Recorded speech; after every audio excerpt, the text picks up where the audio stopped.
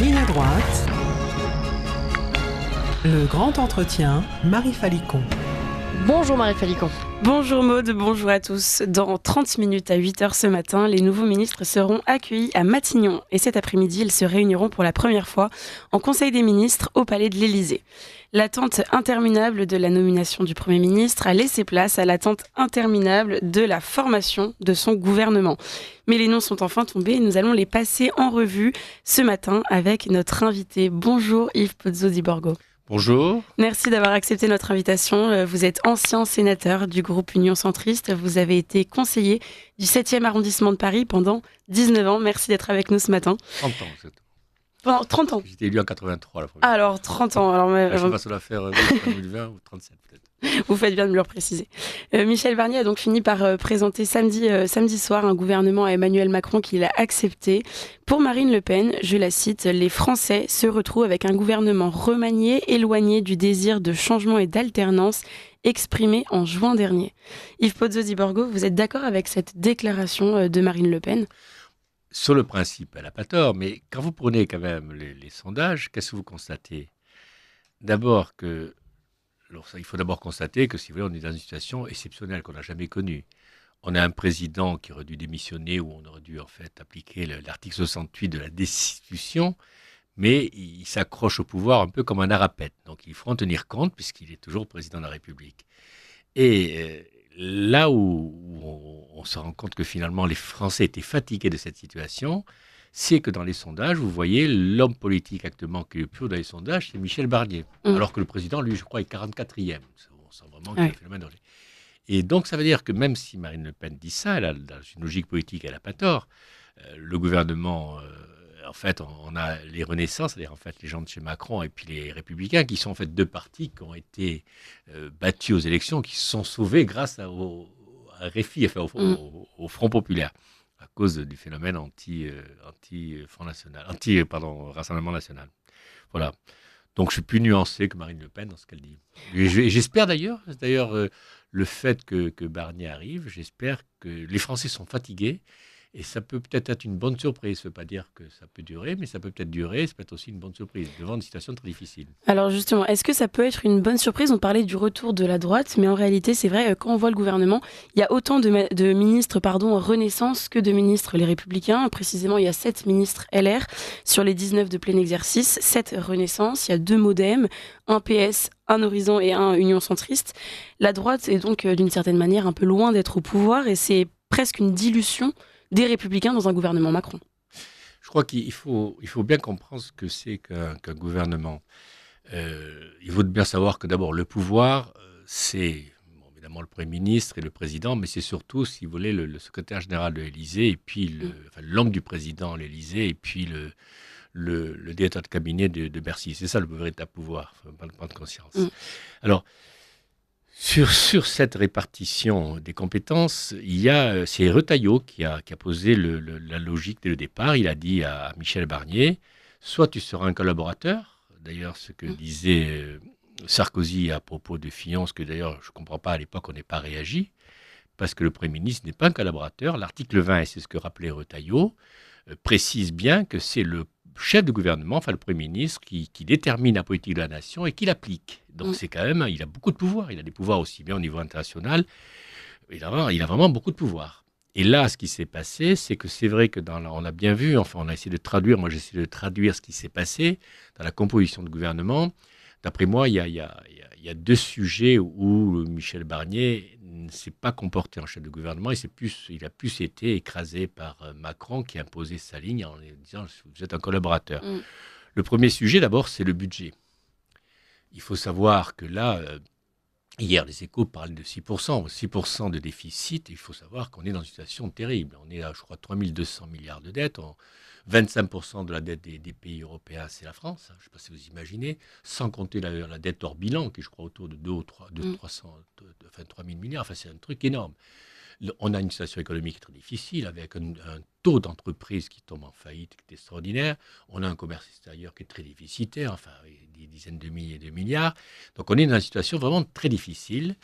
Et là-dessus, sur cette affaire de budget, il faut évidemment, on est déjà sous l'emprise maintenant, sous le contrôle de la Commission européenne. Alors, j'ai tendance à penser, d'après ce qu'on m'a dit, qu'en fait, il y avait une volonté de colère, parce que le véritable patron, c'est colère. C'est pas ni Macron ni personne. Et d'ailleurs, on a pris à partie Bruno Le Maire, mais Bruno Le Maire, si vous voulez, il dépendait de colère et de Macron. Vous avez colère qui décide tout, et puis vous avez Macron qui, lui, considère que la France et son budget, c'est sa cassette personnelle, et donc il dépensait sans redit. Et c'est un gros problème.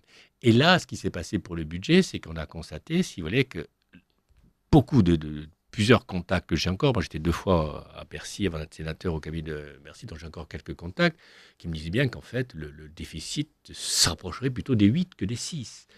Et c'est Colère qui a imposé ce discours en disant c'est 6. Alors, il y a des tricheries, manifestement. Les comptes ont été faussés. Et là, c'est vrai qu'on va voir si les 2 commissions des finances, c'est-à-dire les 2 rapporteurs, Husson au Sénat et puis Courson à l'Assemblée nationale, arrivent à faire leur travail et arrivent à bien savoir.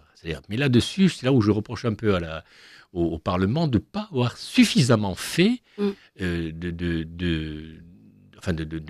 d'enquête sur pièce et sur place. On a un Parlement, vous savez, qui depuis sous 2008 a un rôle de contrôle très important. Ce rôle de contrôle, si vous voulez, moi je trouve qu'il n'est pas assez appliqué. Premièrement, d'abord, le Parlement, ni le Sénat, ni l'Assemblée n'ont pris les mesures pour avoir une énorme administration qui puisse contrôler de façon exhaustive. Quand le Parlement s'occupe d'un dossier, il le contrôle bien. Vous rappelez-vous l'enquête du Sénat sur les sociétés conseils. Mais le problème, il faudrait que le Parlement soit très exhaustif. Et moi, je me souviens quand je suis arrivé, j'étais inspecteur général avant d'être de la recherche, avant d'être sénateur. Et quand je suis arrivé, je pensais que j'avais les pouvoirs d'un inspecteur général. Et donc, je pensais, quand j'étais inspecteur général de la recherche ou de l'université, j'allais dans une université, sans prévenir, j'allais voir l'agent comptable, je demandais qu'il monte les comptes et il me les sortait. Et que vous contrôleriez. Et moi, je pensais que quand je suis arrivé comme sénateur, j'avais le même pouvoir. Et non, je me suis rendu compte qu'en fait, ce pouvoir, ce sont les membres de la commission des finances qui ont ce pouvoir. Et ils doivent aller sur pièce et sur place. Et moi, je constate, si vous voulez, et je regrette d'ailleurs, alors ils l'ont fait, par exemple, Husson l'a fait il y a 4 mois, il est allé sur pièce et sur place. Là, Coquerel et Courson, ils sont allés aussi récemment. Mais moi, je pense que compte tenu qu'on a un gouvernement qui triche, il faudrait pratiquement tous les 15 jours, il aurait dû falloir tous les 15 jours, et c'est là que Coquerel a tort au niveau Assemblée nationale, il aurait dû le faire, il n'a pas fait son travail, il aurait dû faire des enquêtes sur pièce et sur place régulièrement. Et on ne serait pas dans cette situation. Actuellement, on arrive à essayer de savoir quels sont les vrais comptes. Je ne sais pas si vous imaginez un pays comme la France. Et alors, pour en revenir au gouvernement, c'est vrai que là, Macron s'est protégé. Il n'a mis au budget, à l'économie, et il a imposé le directeur de cabinet de Le Maire à Barnier pour qu'avec Colère, ils puissent contrôler l'affaire des comptes. C'est-à-dire qu'en fait, ils aient la logique politique de la présentation des comptes au pays. Ça, c'est le premier point faible et c'est là où Barnier a perdu le premier combat. C'est ça, donc avec Antoine Armand, issu de Renaissance à la tête de l'économie, c'est une continuité de l'absence de transparence. Et puis un ministre qui arrive, je veux dire, qui n'a jamais été ministre, vous savez, c'est pas facile. Bercy est une puissance, enfin, il y a des hauts fonctionnaires de très haute qualité. Alors, et les fonctionnaires, d'ailleurs, ont été très corrects. C'est la politique qui a caché les comptes, c'est pas les fonctionnaires, c'est pas eux qui sont fautifs. Mais vous avez un directeur de cabinet qui a cautionné tout ça et qui est maintenant le directeur de cabinet, si vous voulez, de Barnier. Et c'est là, ça a été le premier échec de Barnier face à Macron. Le deuxième échec aussi que je vois, c'est sur la ligne. En même temps, c'est pas vraiment un échec parce que c'est sur la ligne internationale. Vous savez qu'on a quand même... les Américains sont nos alliés, personne ne conteste. Depuis toujours, on est dans plusieurs structures. Mais là, depuis quelque temps, notamment avec la commission vallénienne et puis avec la guerre en Ukraine, on s'est rendu compte qu'on était devenu une sorte de province des États-Unis qui nous impose toute leur politique. C'est-à-dire carrément, on a maintenant un narratif qui est le narratif des Américains. On a l'impression que c'est un bureau de Washington qui nous donne le narratif. Et là, dans cette affaire, on a bien senti que le président Macron contrôle toujours ce narratif, puisqu'il a mis d'abord comme 2 ministres importants les affaires étrangères et l'Europe. Il a mis 2 personnes qui sont dans une logique du narratif, autant du narratif américain, c'est leur position, mais ils sont très, très caricaturalement narratif américain. Et Barnier, dans cette affaire, a un peu joué ce jeu-là, parce qu'il a mis comme conseiller Arnaud Danjean, qui était un député européen, mais qui était aussi dans ce narratif. Il avait été notamment, quand il était en Serbie avec le Kosovo, il était considéré un petit peu comme l'homme des Américains, enfin l'homme de la... Voilà. Mais donc, si vous voulez, et ça, d'après moi, alors, est-ce qu'on peut dire que c'est un échec de Barnier? Parce que Barnier est plutôt dans cette logique aussi, d'avoir le narratif... je veux dire que le narratif américain qui s'impose actuellement, aussi bien au niveau européen que dans tous les pays. Et c'est là où, d'ailleurs, on sent très bien qu'il y a une réticence des peuples.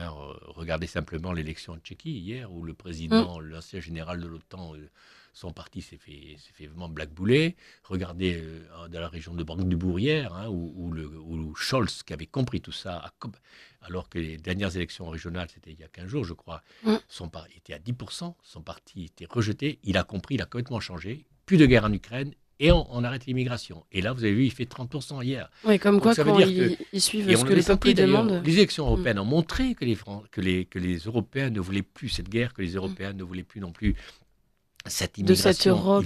C'est pas qu'ils ne voulaient pas l'immigration, ils voulaient seulement la contrôler. Et de cette Europe actuellement qui, caricaturalement, je veux dire... Alors, un autre problème qui est important, c'est que c'est vrai que la marge de manœuvre je dirais pas de Macron, je dirais de Michel Barnier, est tenue par l'Europe. On a un gros problème avec l'Union européenne, surtout depuis la commission von der Leyen. C'est-à-dire que depuis qu'elle est là, on a un coup d'État institutionnel permanent. C'est-à-dire qu'elle dérape complètement sur les institutions et tous les jours, elle prend des pouvoirs qu'elle n'a pas. Et dans le silence d'abord du Conseil des chefs d'État, qui est pratiquement inexistant, c'est-à-dire que c'est elle maintenant qui est la véritable patronne de l'Europe, alors qu'elle n'est que présidente de la Commission des Affaires européennes, donc elle doit dépendre des décisions du Conseil européen des chefs d'État. Et vous avez notamment dénoncé, vous, toutes les sommes considérables justement que von der Leyen attribuait notamment à l'Ukraine. Là également, on va se poser un problème. Hier, on parlait des impôts. Il y aura des impôts ciblés. Quand il y a des impôts ciblés, ça veut dire que tout le monde va être touché. Tout ça, on le sait très bien, c'est un discours hypocrite. Et puis surtout, c'est une erreur de monter les impôts dans une situation difficile, parce que plus on monte les impôts, plus on écrase la vie économique du pays.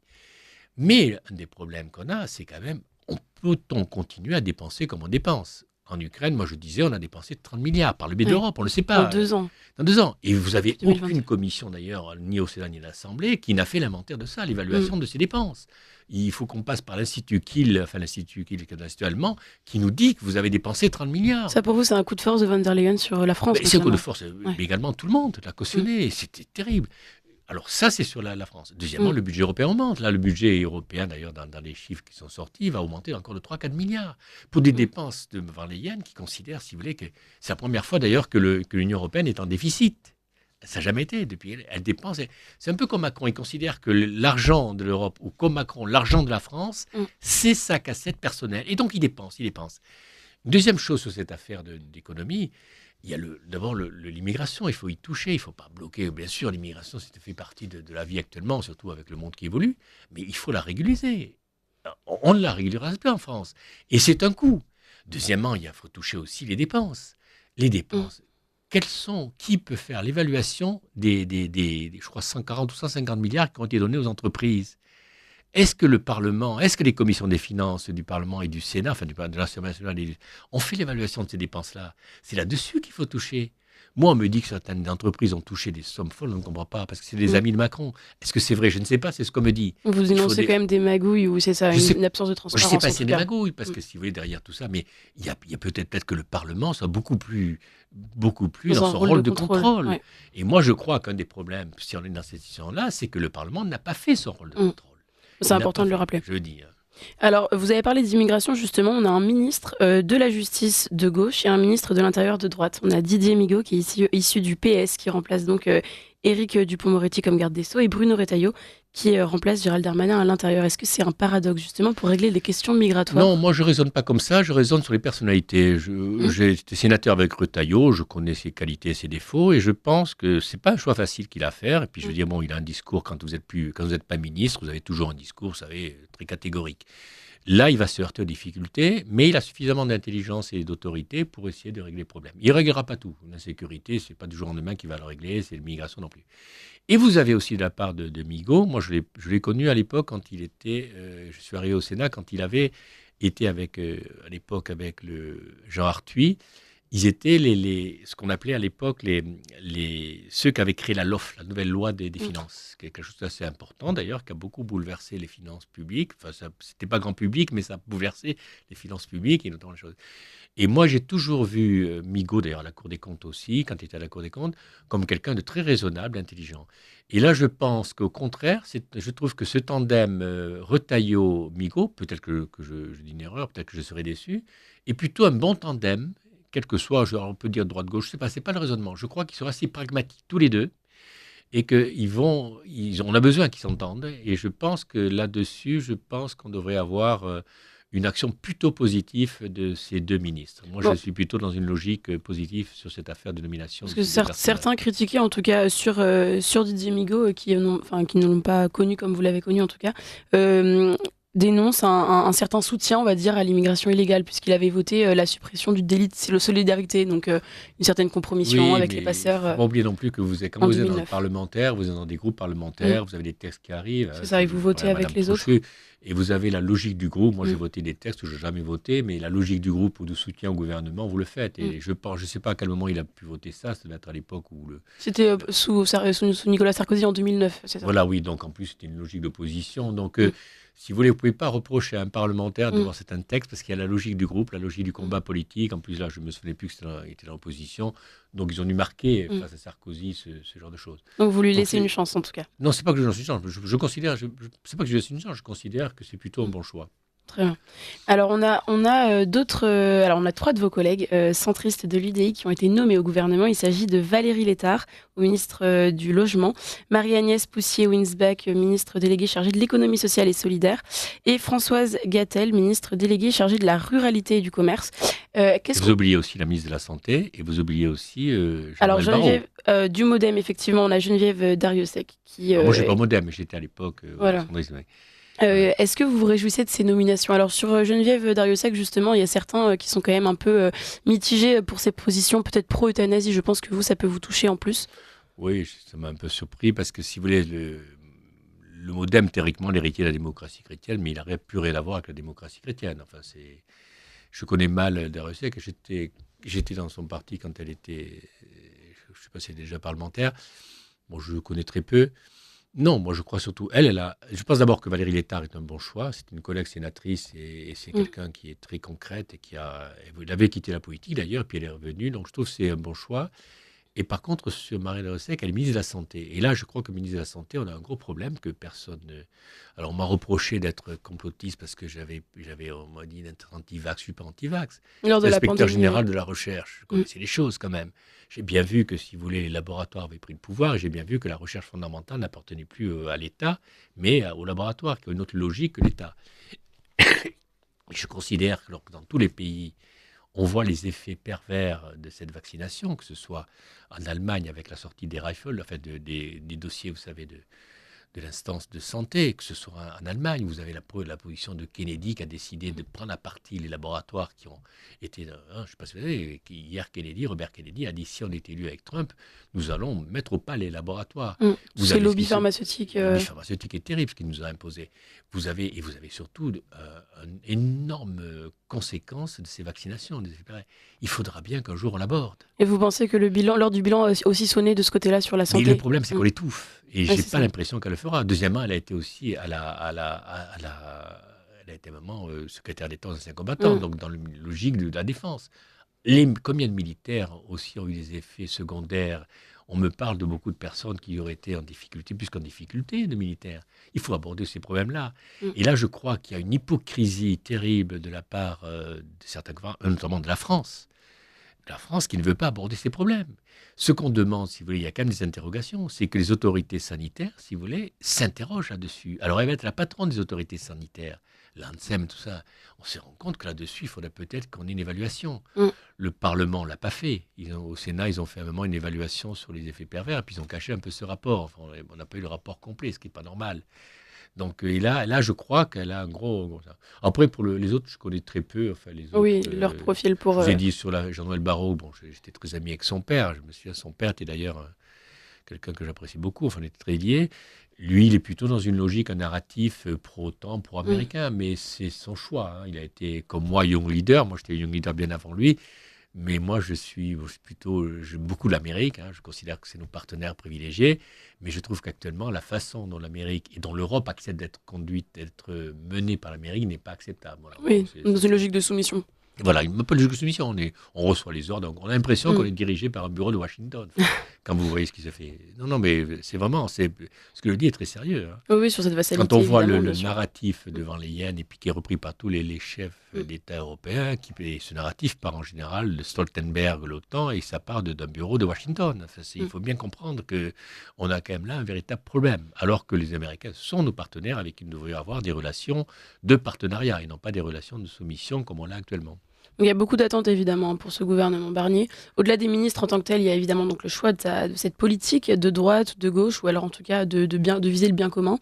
Est-ce que ce sera le cas? En tout cas, Éric Ciotti lui a réagi. Je me permets de vous citer. Il a parlé de caution et d'alibi pour la droite en parlant des quelques ministres LR nommés au gouvernement Barnier. Et il a annoncé ce week-end évidemment quitter la présidence du parti LR pour clarifier d'un côté l'union des droites et d'un autre la dilution dans le macronisme. Ce sont ces mots. Est-ce que pour vous, c'était un choix courageux, ça, de quitter les Républicains? La logique électorale, alors c'est pas simple, parce que moi j'ai été un centriste, on a toujours combattu le Rassemblement national. Ça a évolué, les choses ont évolué. La logique électorale était la situation à l'italienne. C'est-à-dire que les Républicains, d'après moi, ont fait une très grosse erreur. Ils auraient dû faire ce qu'a proposé Ciotti, c'est-à-dire de proposer un gouvernement avec le Rassemblement national. Alors tout ça fait hurler tout le monde. Mais ils ont fait ça en Italie. Mélanie était encore plus caricaturale à l'époque. Rappelez-vous, elle avait quand même une droite très dure avec elle. Et regardez comment elle réussit, très intelligente. Et là, je crois un des échecs de cette situation, la situation exceptionnelle à laquelle on est, vient en grande partie des responsables du Rassemblement, enfin des LR plutôt, qui n'ont pas osé faire ce choix. Alors, il y a la tradition Chirac qui était très opposée à ça, mais le Rassemblement national a évolué. Alors, je dis ça, moi. Votre regard aussi sur le Rassemblement national. Mais bien sûr, moi j'ai toujours été très critique. J'étais un centriste qui a toujours combattu ça, mais je me suis rendu compte que ça a énormément évolué, qu'il y a des gens qui sont je veux dire, pour moi, le Rassemblement national, c'est le RPR des années 60 qui nous a combattu d'ailleurs quand j'étais avec Giscard. C'est ça. C'est d'ailleurs pour ça qu'Éric Ciotti a rejoint Marine Le Pen. Parce que et Éric Ciotti a eu la bonne démarche. Alors évidemment, il a été diabolisé, tout cela, mais il a la bonne démarche. D'ailleurs, les LR se sont sauvés d'ailleurs que par l'aide du Front populaire de Mélenchon. C'est les voix de Mélenchon qui ont permis aux LR d'avoir quelques députés supplémentaires. Sinon, c'était aussi une déroute pour eux. On ne va pas refaire l'histoire, mais donc vous auriez peut-être trouvé plus légitime, en tout cas, vous auriez été plus satisfait d'un gouvernement peut-être avec Jordan Bardella. Je pense qu'il a fallu, c'est pas facile de faire ce choix de dire on travaille avec le Rassemblement national. Ouais. Mais si vous voulez, je pense qu'il aurait fallu avoir une situation à l'italienne. Regardez, Mélanie est incontestable. Tout le monde vote, tout le monde est derrière elle. Enfin, regardez la façon dont elle joue très habilement. Et avec les anciens du PPE, qui sont les anciens de Berlusconi, avec les gens un peu plus très à droite comme Salvini, mais elle est acceptée par le pays. Elle fait une politique, j'allais dire, qui correspond un peu à la politique européenne. On n'est pas toujours d'accord, mais au moins, elle a pris en charge l'Italie. Et on aurait dû avoir la même chose en France. Et alors peut-être qu'on y arrivera, puisque maintenant que Éric Ciotti, lui, a fondé son mouvement, l'Union des droites pour la République, il a mis de côté ses velléités, entre guillemets, présidentielles, pour justement préparer l'alternance, ce sont ces termes, et donc la victoire de Marine Le Pen. On pourrait sortir justement de ce chaos et donner enfin la légitimité au peuple français. Oui, sauf qu'en Italie, il n'y a pas ce qu'on a connu en France, il y a ce rassemblement contre qu'on a connu en 2002 contre Jean-Marie Le Pen, et qui continue, on appelle ce barrage au Rassemblement national. On a ce phénomène-là, qui est un peu caricatural, et ça, c'est quand même quelque chose qui a déstabilisé la politique française. Attendez, c'était quand même incroyable que c'est quand même le parti qui a eu 11 millions de voix, le Rassemblement populaire n'a eu que 7 millions. Enfin, ce parti qui a 11 millions de voix, si vous voulez, est considéré comme des il y a même des imbéciles de commentateurs, je le dis, en plus je le connais bien, qui prétendent qu'il faut interdire le Rassemblement national en France. Mais où en est-on? Dans quel régime fasciste nous vivons? C'est là où je crois qu'il y a un véritable problème démocratique, c'est qu'on ne peut pas continuer à mettre sur la touche 11 millions de personnes qui vont d'ailleurs certainement progresser. Et alors, en tout cas, le Rassemblement national, a priori, devait d'abord ne pas censurer, puis censurer, finalement, a priori, ne censureront pas. Donc, le gouvernement Barnier, pour vous, pourrait tenir plusieurs années dans ces conditions. Moi, j'ai tendance à penser, si vous voulez, que ceux qui tiennent le gouvernement, c'est le Rassemblement national. Et que donc, c'est vrai que moi, j'aurais préféré qu'il y ait une démission, une destitution. Ils n'ont pas voulu la faire parce que c'est vrai que chacun a ses intérêts pour les prochaines élections présidentielles. Et d'après moi, le Rassemblement national ne touchera à Barnier que lorsqu'il sera prêt pour les présidentielles. C'est un peu, je sais pas, j'analyse comme ça, je ne suis pas très sûr, mais j'ai tendance à penser que c'est ça.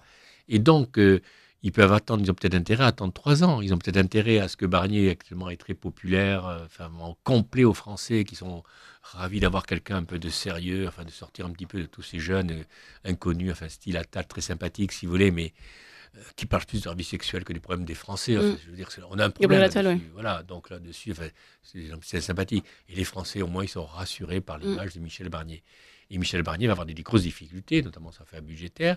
Et donc, je pense qu'il va quand même essayer de régler ça. Alors, et il peut y avoir de la part du Front National, de la part de Marine Le Pen ou du candidat au présidentiel de Rassemblement National, d'attendre le bon moment pour eux. Et donc, c'est possible qu'ils peuvent considérer que dans 3 ans, c'est le bon moment. Et donc, on peut très bien laisser ce gouvernement pendant un certain temps. Sauf s'il fait, par rapport au Front National, s'il dépasse ce qu'ils appellent les lignes rouges. Voilà. Et alors, pour d'autres franges du paysage politique, là, il y a une ligne rouge, mais sur le côté, on va dire, sociétal. Certains, alors là, je parle évidemment du nouveau Front populaire, qualifient le gouvernement Macron-Barnier du gouvernement de la manif pour tous. Tout simplement, ce sont leurs mots. Je voulais rebondir sur Gabriel Attal, que vous citiez à l'instant. Il a demandé à son successeur d'assurer qu'il n'y ait, je le cite, pas de retour en arrière sur la PMA, le droit à l'IVG, les droits des LGBT, et de réaffirmer ses positions dans son discours de politique générale. Par ailleurs, Michel Barnier a rétropédalé sur son choix initial de ministre de la Famille de nommer la sénatrice Laurence Garnier, sa collègue sénatrice LR, pour finalement mettre une autre LR, mais pas Laurence Garnier, qui était jugée trop conservatrice. Est-ce que vous pensez que les valeurs familiales sont sacrifiées au profit de la France? Il y a quand même un phénomène en France et en Europe, si vous voulez, de ce qu'on appelle le phénomène de wokisme. Moi, j'ai manifesté pour Manif pour tous. Mais maintenant, le texte est voté, je ne le conteste pas. Oui. C'est pour ça que je ne comprends pas cette réaction d'Attal. Les textes sont votés, ils sont votés. Et d'ailleurs, Barnier l'a bien dit, il a dit, mais non, écoutez, il y a eu la loi Malaveille qui est votée, on ne va pas y revenir dessus. Ce qui d'ailleurs indique bien qu'il a bien compris le problème. C'est pour ça que je n'ai pas compris cette sortie d'Attal. C'est un peu caricatural, on a l'impression que c'est pour le petit monde parisien qui l'entoure. Parce que pourquoi voulez-vous que même les conservateurs qui n'ont pas la même position qu'une gauche ou qu'un centrisme un peu écrasé, pourquoi voulez-vous qu'ils reviennent sur des textes qui sont votés? Effectivement. Donc a priori, une fois voté, c'est sûr que personne va remettre... Je trouve c'est un peu caricatural. Je ne connais pas la sénatrice Garnier, mais je trouve que c'est un peu caricatural les attaques qu'il y a eu contre elle. Disons que c'est effectivement des textes passés en 2012 à l'époque peuvent être contestables, mais aujourd'hui, personne ne compte remettre en cause que ce soit l'avortement ou que ce soit... Moi, j'ai manifesté, d'ailleurs, manifesté avec Madame Veil. Je me souviens, il y avait son mari qui est un de mes amis et Madame Veil, on a manifesté pour la manif pour tous. Personne ne s'en souvient. Effectivement. Une fois que le texte est voté, le texte est voté, il est accepté. On n'a pas contesté le texte, c'est la démocratie. Donc, c'est pour ça que je ne vois pas très bien pourquoi il y a cette remarque. Avec en tout cas ces contestations qui fusent, on peut douter, c'est vrai, d'une certaine manière, de la colonne vertébrale que pourra avoir ce nouveau gouvernement, en tout cas sur les questions de la vie, sur les questions de la dignité humaine, sur les questions de la famille. Oui, est-ce que ça vous inquiète ? C'est vrai qu'il y a le débat sur l'euthanasie. Qui devrait revenir. Alors, est-ce que ces débats peuvent ressortir ? C'est vrai, et là-dessus se refera le clivage. On verra bien.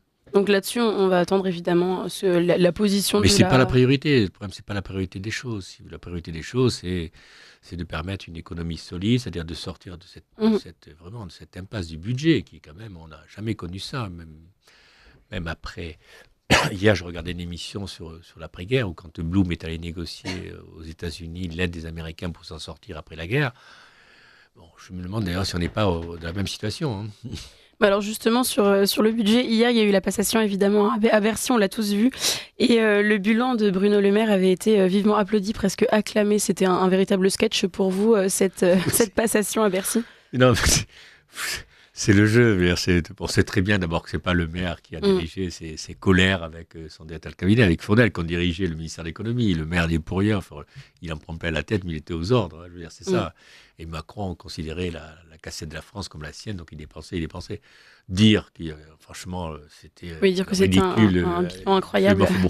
Ça fait partie du jeu. Détail, évidemment. Ça fait partie du jeu. Bon, il nous reste 1 minute. Je voulais vous faire réagir au fait que Rachida Dati reste au gouvernement. La dernière fois que vous êtes venu, c'était pour parler évidemment de sa nomination en janvier dernier. Vous aviez évoqué sa nomination comme une chance pour Attal et pour oui, Emmanuel et je Macron. continue à penser que Rachida aurait dû prendre l'éducation nationale. Depuis toujours, moi j'étais inspecteur général d'éducation nationale, j'ai toujours considéré que la décision de Mitterrand en 92 de confier à Jacques Lang et la culture et l'éducation nationale était quelque chose de prioritaire. Parce que les deux vont ensemble pour vous. Les deux vont ensemble pour nous. Et je considère, si vous voulez, que Rachida aurait dû, moi j'espérais d'ailleurs à un moment que ça allait être fait, que Rachida aurait dû prendre et le ministère de l'Éducation nationale et de la culture. Voilà. Alors on pourra en reparler, malheureusement, on arrive au terme de cet entretien, mais l'éducation, je précise pour nos auditeurs, est attribuée à la députée Renaissance Anne Genetet, donc, qui d'ailleurs n'est pas spécialiste du tout de ces questions, elle est spécialiste des sujets de défense, donc ça laisse... ça fait réfléchir en tout cas sur sa légitimité, on se pose la question. Les ministères sont dirigés par des fonctionnaires, donc ça dépend de la qualité des grands fonctionnaires qui sont là.